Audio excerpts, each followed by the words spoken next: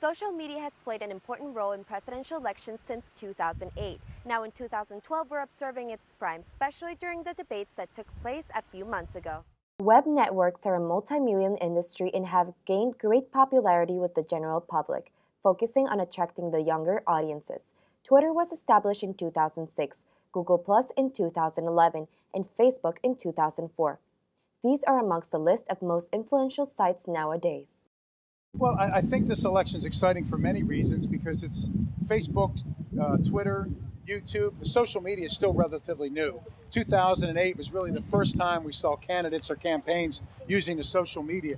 Today, everyone has a website. Today, everyone blogs, everyone vlogs, everyone's on social media.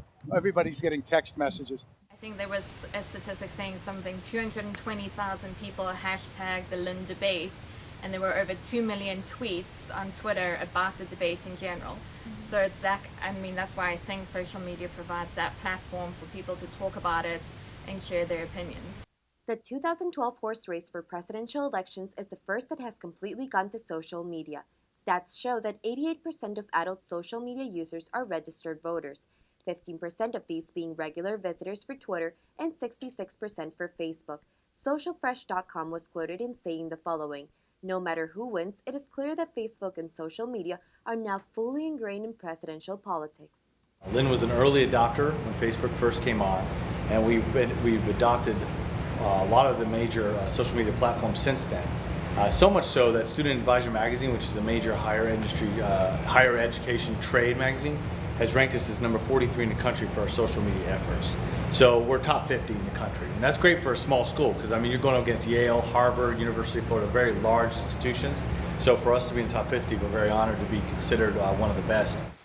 Students took on the role of spreading political news on the social media platforms as well. Louis Davis and Asra Aishago are just some of the few members of the Lynn community who did.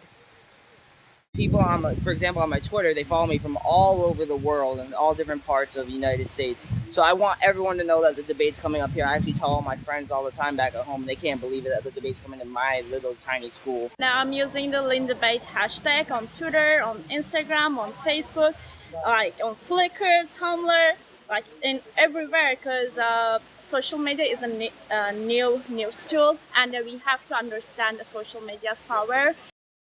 We've now heard Lynn's take on the story of social media for the 2012 presidential elections. But what do world experts on the topic have to say about this? Let's listen. The interesting thing about is the role Twitter's playing is sort of instant, the place where it's replacing the Insta poll, if you will, of finding out instantly what is the zeitgeist of the moment on a particular topic. I'm not sure this is a good value add to the presidential campaign because I think it's too easy. I think back, we think the coverage of Gore's size, S-E-I-G-H here, size, not size of Al Gore, that the size was bad and inappropriate and bizarre, it's sort of inappropriate levels in 2000. Imagine it in the Twitter world, imagine it in the social media world. So I'm not sure the value add sometimes of the Insta zeitgeist. But the value add for me of seeing opinion, seeing what people are thinking quickly, the information that's being shared, and being able to be geographically as well as ideologically diverse in a faster way, for the most part, that's still better. I still feel better today covering the campaign than I did 4 years ago. Google Plus is a tool that allows you to post updates about yourself and photos. You can, of course, have different circles of friends where you share all of this with different people. And one of the biggest tools that we see people use are Hangouts.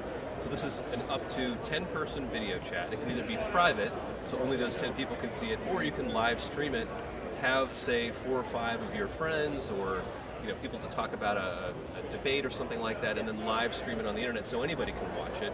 It even goes to your YouTube channel. And during this election cycle, we've seen candidates have Hangouts. We've done one with President Obama and with Mitt Romney. During the conventions, we saw a lot of media partners using them. The New York Times does them very often. They bring in some experts and some voters. So it's a way of having this kind of two-way conversation with people who can't be somewhere, like here at Lynn University, but still want to participate in the conversations.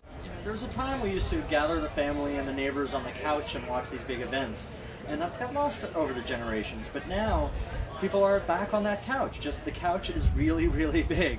And so you can be watching the debate on your TV, logged into Twitter at the same time, and be part of a conversation with your neighbor, other members of the community, people living 1,000 miles away, and share that experience together, talk about the issues of the day together, and even have an additive effect of things like, well, did what he just said, is that really true? And then someone else being able to lend the facts and give you that more complete picture in the moment.